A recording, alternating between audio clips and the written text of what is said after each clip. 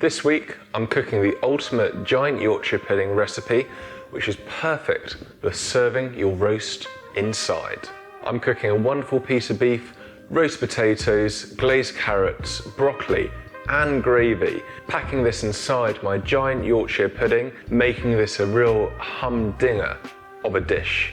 Bored of cooking a roast dinner the same way? Then try this.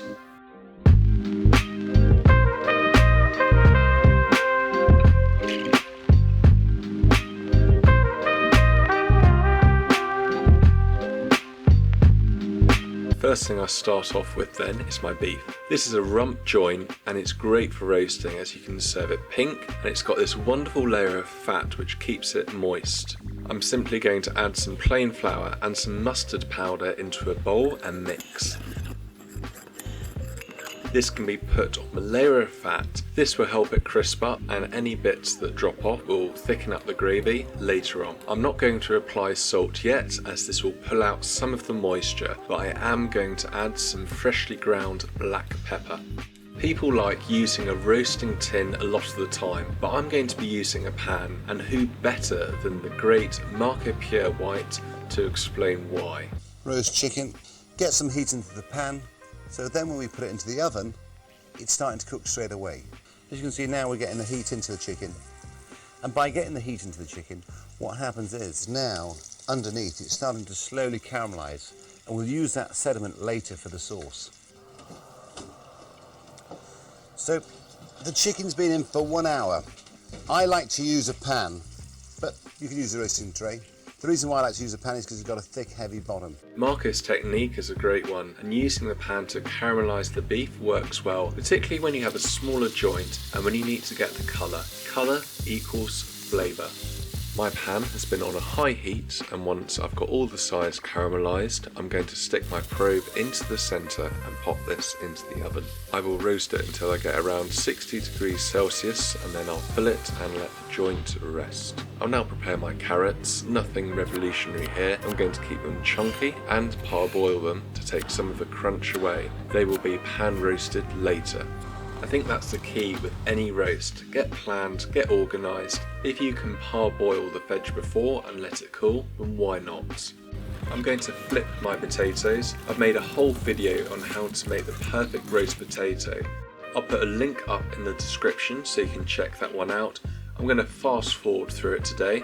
These have simply been parboiled and then I'm going to roast them off in preheated olive oil. This beef has only been in 30 minutes and you can see already it's done. It was that quick. Having that probe in there gives you the confidence to know when to pull it. It's so easy to overcook things, but a temperature probe gives an accurate reading of the internal temperature, which is exactly what you want. The fat is rendered down and it's beautifully crispy. If I hadn't have seared it off beforehand, it wouldn't have this caramelisation. I'm now going to wrap this one up and let it rest.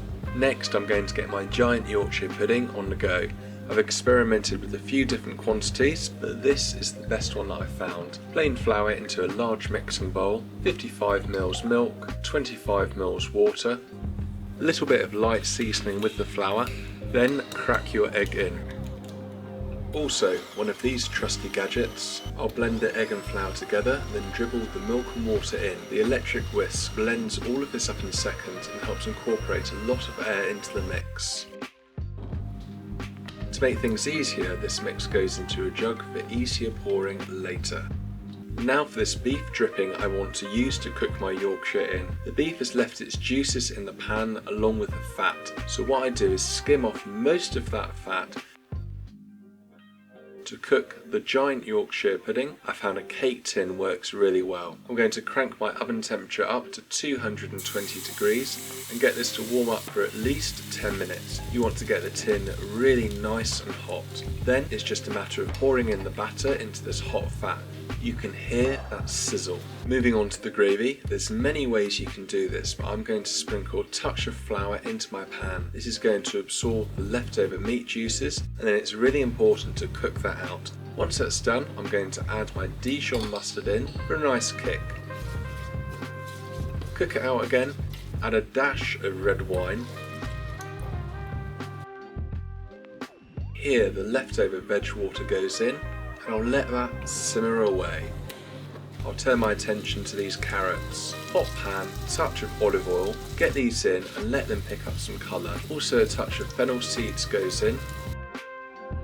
A few minutes later my broccoli goes in. My last twist for these carrots is a bit of maple syrup. This will add a nice touch of sweetness. My Yorkshire is now ready to come out. You can see how much it's puffed up. Incredible. Now after it's rest I'm going to slice up my beef. You can see this perfect pink, which I'm really happy with. All it's left to do now is to assemble this little beauty up. It doesn't matter what order, just as long as you get a good amount of everything in there. That's the most important thing. Here we have the most amazing giant Yorkshire pudding with a roast inside. Roast potatoes, glazed carrots, broccoli and beef.